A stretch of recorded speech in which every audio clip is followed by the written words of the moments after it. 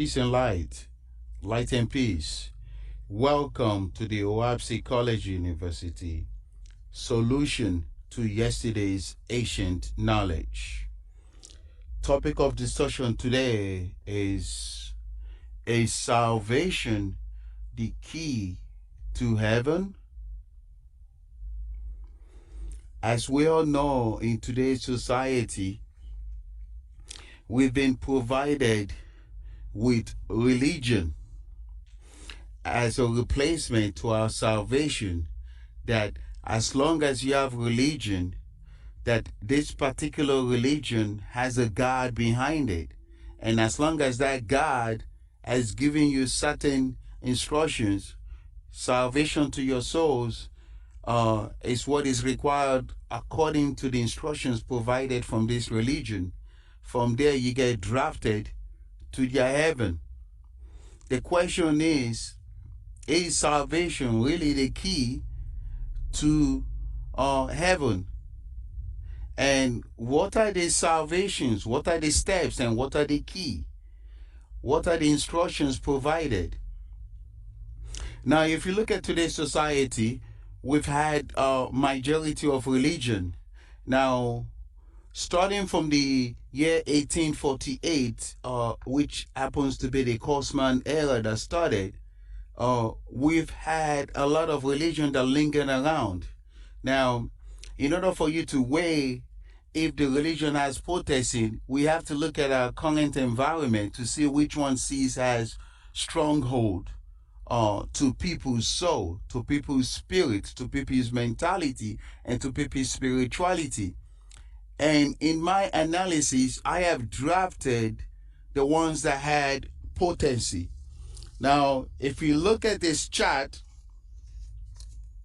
and you could clearly see the ones that have the same color, which is Christianity, Islam, Buddhism, and Hinduism, are the ones that have potency. What that means is that they have a lot of followers. Now you got for some people, if they're not in support of Christianity no more and they don't see any result, majority of them start jumping to Islam. And then we've had instances where people start jumping, if they don't like Christianity and Islam anymore, we've seen where people are now jumping to Hebrewism. Now, there's an interesting factor here. For some people too, from Hebrewism, they jump to Kemetism, right? So, Judaism doesn't seem to hold any water. There's no potency to it. Confucianists, forget about it. We don't even know. So we're down to Kemetism, Christianity, Islam, Hebrewism, Hinduism, and Buddhism. Now, the question is, they are claiming that they have key to your salvation. So does this religion really hold the keys to your salvation is the question. First thing is that when you look at the principles behind them, you have to weigh. And the best way to find out if this religion truly hold salvation to your soul, or to salvation to the people, to the city, to the nation, to the society, you have to see that how many of this religion has done something important of significance to your society, to your nation, to your people, and then finally to your soul. If they cannot prove this, then this religion does not have the key to salvation. You see how it works? Now, so in order for you to determine, I pull up, there are multiple verses in the OahspeC, but I pull the most important of them to prove my concept. So here's a POC, a proof of concept, to tell you that this religion and this God behind this religion do not hold the key to salvation. In the book of Judgment, chapter 3, verse 22 and 23. The book of Judgment, chapter 23, the book of Judgment, chapter 3, verse 22 to 23. 22. And whoever say, call on this Savior, or call on that Savior, you see that? Your sins shall be forgiven you, and in your hours of death, because you so called on him, you shall ascend to the heavenly paradise. The same is a falsifier of my kingdom and a blasphemer against Jehovah. Jehovah will be the creator here. You see that? So for those of you who call upon your Savior, you call upon your Savior. I see the Kemetic still rely on Isis. They rely on Osiris. You've got some Christians who still rely and they still call upon on Jesus. So this verse 22 is saying, whoever says, call on this Savior, call on that Savior, and your sins shall be forgiven you in the hours of your death, because you have so called on him, you shall ascend to the heavenly kingdom, the heavenly paradise, the same is a falsifier. Verse 23. And whoever says, come before the church. This is important now. This is juicy. Come before the church, because we see a lot of this. Come before the temple, come before the sanctuary and the priest, and make a prayer and confession, and ye shall be absolved and forgiven your sin. The same is a falsifier of my kingdom and blasphemer against Jehovah, the creator. You see that? So this verse actually kills and, knock this entire theory about people who claim that they hold the key to the salvation. None of this religion hold the key to your salvation. In the book of Acts, chapter 17, verse 29. In the book of Acts, chapter 17, verse 29. And whatever God or goddess has said, come to me, you who are heavily laden, and I will give you rest. For I am the way of salvation. You see that? Light and everlasting life. Then that God or goddesses shall be bound into the first resurrection, as long as mortals or angels go to him or her. You see that? So the book of Acts, chapter 17, verse 29.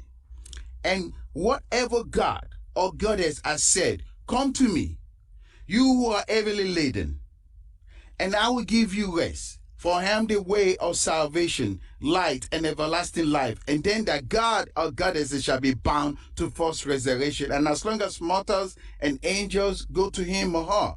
You see that? So this kills anyone, any priest, any teacher that says that the religion that you follow, right, has the way of salvation. What this verse 29 in the book of Acts chapter 17 is clearly saying is that God who says that they have the key to salvation, that they are the way to salvation, are going to be bound to first resurrection heaven. And as long as that mortal, we humans who believe in that God, we shall be bound. So you're not going to even rise until to second resurrection heaven now. In the book of Acts, chapter 17, verse 5 and 9. In the book of Acts, chapter 17, verse 9 and 9. Because they profess salvation in the name of the false God, I let them run their course. You see that? The Creator is saying, you know what, go ahead. You profess salvation, go ahead. And lo and below, they have shown no salvation in heaven or earth. You see? Verse 9. You cried out falsely, behold me, I am the light and life. Through me is the way of salvation. You see this? So verse 5 is saying, yeah, go ahead. You say you have salvation. But, they keep on saying they have salvation, but it's a falsehood. They do not profess salvation. They do not show the way. What is the output of salvation? You have to be able to show the result of your salvation, your so-called religion of salvation. You have to be able to show it in your city. You have to show it in your town. You have to show it in your village. If he cannot show it, if that religion cannot show it, then they can never save you. In the book of Judgment, chapter 3, verse 44 to 46. In the book of Judgment, chapter 3, verse 44 to 46. And you may call upon your idol. This is beautiful. And you may call upon your idol at the gates of my heaven. Because you're going to have a lot of spirits, right? A lot of humans, when they die, they're going to be like, wait, where's my God now? Oh, no, you know what? I'm going to go protest. So here is verse 44. This is a symbol. This is people. These are angels, spirits who died, and also angels in heaven who go call upon their idols at the gate of my heaven here. My heaven here, may God, true God is talking here. But the gate shall not be open to you. You see that? For I will have no quarrel in my exalted kingdom in heaven as to gods, lords, saviors. Verse 45. To you are washed clean of them, coming in spotless white as a servant of the Most High. You cannot withstand the light of my kingdoms in heaven. Because you know, as you progress from lowest heaven to medium heaven to higher heavens, your light, right? Keep on going up.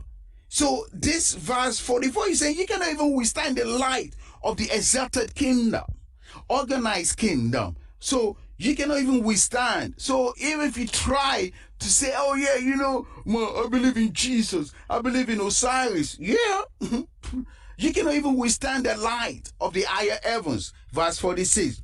But you shall return in spirit to the earth. You see that? And abide in church and temple of your chosen God. You see that? These are the results of following the wrong salvation, wandering about in stubbornness of heart as prey to Judas. Those are spirits of darkness, vampires. We all know what else, and others angels of darkness. You see that? Now, here's the question. What are keys to salvation really, though? You know, when you look at OahspeC, there are basic fundamentals, right? So I just chose the ones that, you know, gives you that lift you up right now. But trust me, right? You gotta go read OahspeC to get full clarity on it. Subscribe to my YouTube video. I have posted many videos that kind of like give you ways to understand how to free yourself from this religion. What are keys to salvation really? In the book of Acts, chapter 13, verse 15 to 17, that this is an age of reason in which all men should be inspired to read, think, and judge with their own judgment, not through any priest, you see that? Not through any church, and not through any savior. That this doctrine of a savior is unjust. You see that?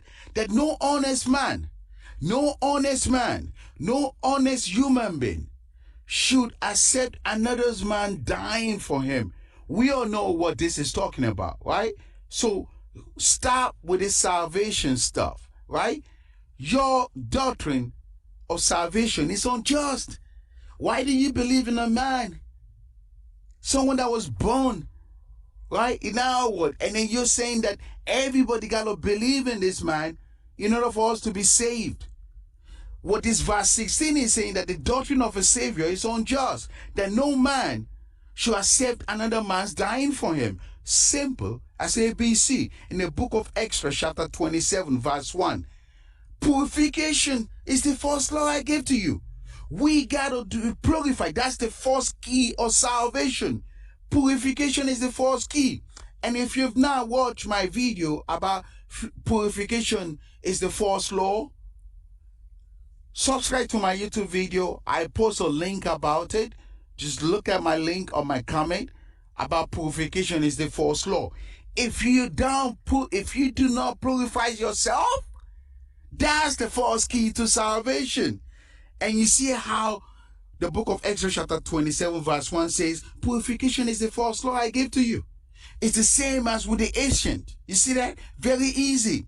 The book of Judgment chapter 13 verse 42 and verse 45 to 47. The book of Judgment chapter 13 verse 42 and 45 to 47. Verse 42. Whoever desires resurrection, let him begin to resurrect himself.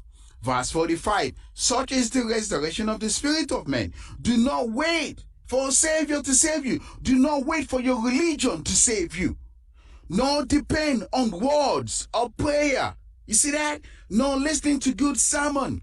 flattering yourself that you've done well, but begin to save yourself. Begin to start to save yourself, right? Because that's part of the key to salvation. Start purifying yourself. Stop with the prayers. Don't depend on the Savior. Verse 46. By purifying your flesh. You see that? By purifying your thoughts. By practicing good works. That's one of the keys to salvation. Good works done unto others with all wisdom, love, and strength.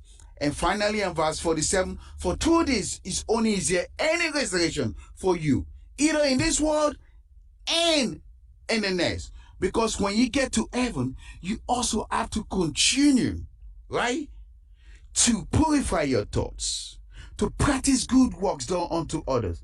Because you got to be drafted to second resurrection heaven education, to first resurrection heaven. You still have to practice by doing good unto others, doing good by serving others. You got to serve others. That's how the grace in heaven and grace in our world have been graded. So you get drafted in the proper alignment in heaven. In the book of Extra, chapter 25, verse 14 to 15. In the book of Extra, chapter 25, verse 14 to 15. So I declare to you, I have renounced Brahmanism and asceticism and taken up the Zarathustrian religion. So Zarathustrian religion will be the religion of the Faithists, where, they practice good works. And this verse is clear in saying, taking up the Zarathustrian religion, which is that good works are only salvation. You see that? Verse 15. To know, then, that what are good works, to apply this to the inhabitants of the earth. This should be your chief study of a preacher. You see that? Book of Extra, chapter 30, verse 17. Consider then what you can do that will raise you in spirit. You see that? For this is restoration. First, to purify yourself. Second, to do all good you can. Do all good you can. Affiliate. Without this, there are no resurrection. So these are the key of salvation, right? So you see that? This is very easy. So let's begin to understand that OahspeC is not here to downplay your religion. It's only here to explain what was told to the ancient, to the people of the ancients. You see? And people thinking OahspeC came about to banish or to crash the religion. No, it came to explain to people, to the society, that this was foretold before. This was told to the ancient. And a lot of people are bashing the religion. There you have it, brothers and sisters. The keys to salvation, really.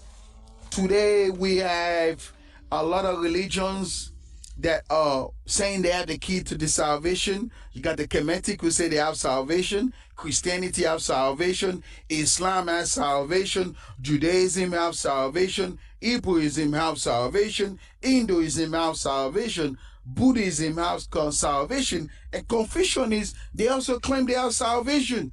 But when you look at it, really, do they really have salvation? And the way you measure salvation is that you take this religion and apply it to a city. How many people are saved? What result has come about from this religion that we have in our community? What salvation has this religion provided to our city, to our nation, to our people, to our neighbors? They've provided nothing. You can easily measure this. This is how you measure keys to salvation.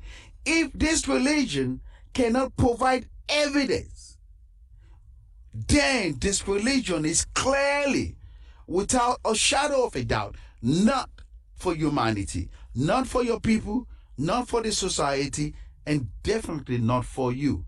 Light and peace, brothers and sisters. Subscribe to my YouTube video.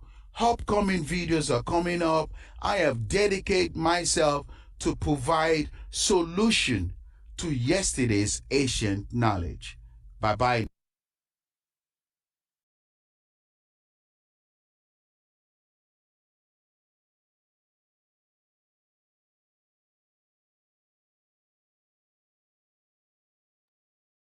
One important stuff that I over the years is that purification is the key.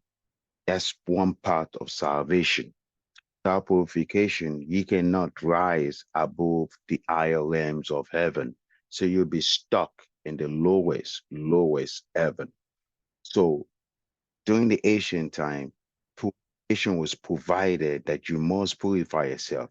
Just food for thought. Egyptians, they mummified their bodies for death. Did you ever ponder why? That's because that's their own form of purification. So, but I'm not going to get into why the Egyptians was doing that. That's another subject for another day. But the keynote is that they purified them by them mummifying the bodies before death. They think or thought that they were purifying their body or preserving the body so that when they rise to heaven, that body maintain uh, the spiritual body side. But that's another topic for another day. But the Egyptian had the knowledge though. But again, as you have seen from OahspeCollegeUniversity, purification is the first key to salvation, then followed by good works. Okay. Light and peace, brothers and sisters. Subscribe to my YouTube video. Upcoming topics, upcoming videos are coming up. I've dedicated my life to provide spiritual understanding and spiritual knowledge to society. Bye bye now.